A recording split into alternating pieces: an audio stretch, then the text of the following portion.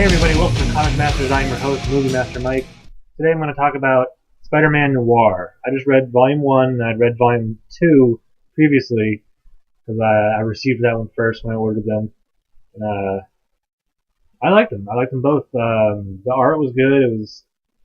The pages weren't that glossy kind that you have in comics now, but I liked the art. It fit the style of the book and everything. And the first one, Volume 1, was good. It had the Green Goblin, or just the Goblin. He was just a mob boss kind of guy.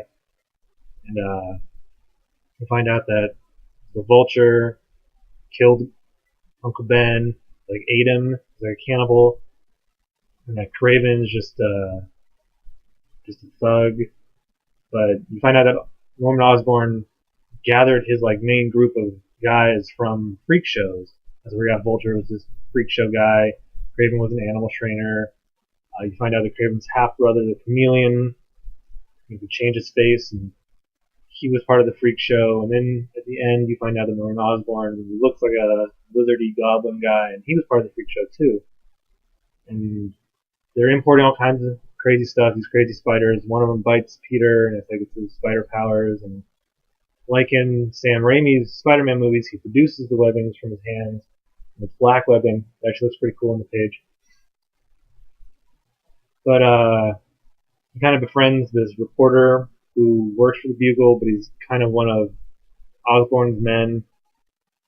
You know, they go around taking pictures of stuff, and they know where to go because he works for Osborn. Like, oh, we're gonna set this place on fire, go take pictures of it and stuff. But the more he hangs out with Peter, the more he wants to go against Osborn and turn all this evidence, because he's been taking pictures and he knows everybody.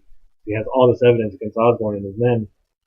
But then they kill him, and Spider-Man comes, defeats Goblin and everybody. And Felicia Hardy, she owns a nightclub called the Black Cat, and she's just kind of there.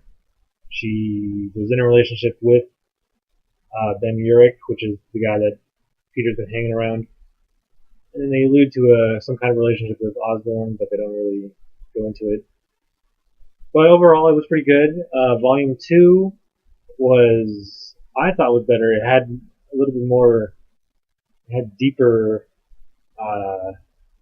things were going on. Because, like, Dr. Octavius was trying to make, like, a super race of slaves. So they were, like, abducting all these African American people around New York. And if you know, this is all set in the 30s. That's why Spider-Man Noir. But so it was much heavier. I thought the subject matter was much heavier, so I just kind of liked it more. And it's actually been a little while since I read Volume 2, but I actually did enjoy it.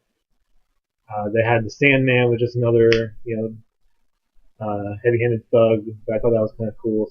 Spider-Man was in it more than Volume 1, because he kind of became Spider-Man, but most of it he wasn't really there. So in Volume 2, he was there more often. And because he'd already been Spider-Man, so he had more guts. He was more outgoing about like what he did and how he did it. So I enjoyed that a lot more. Mary Jane was in it, but she was barely in it. She just kind of worked at the soup kitchen that Aunt May ran. But I liked it. I can't wait for later this year. They're Marvel doing a Spider-Verse, and as a prelude to that, they're doing an On the Edge of Spider-Verse, or the Edge of Spider-Verse. It's going to be like 4 issues. And the first one is Spider-Man Noir, and then some other ones. And the whole thing about Spider-Verse is like all these different incarnations of Spider-Man, whether it be things we've seen before, like Spider-Man Noir, or new things like one of the one-shots they have in the Edge of the verse is Gwen Stacy got bit by the spider instead of Parker. So that should be a cool issue. But and I don't really do issues. I do paperbacks of trades, but I might have to get those 4 issues just because that'd be kind of cool. But so they're gonna bring back Spider-Man Noir later this year, so that should be cool. I think it said September, so I can't wait for that. So all you other fans of Spider-Man Noir, like me, you can't wait. So as always, I'm Movie Master Mike, and thanks for watching.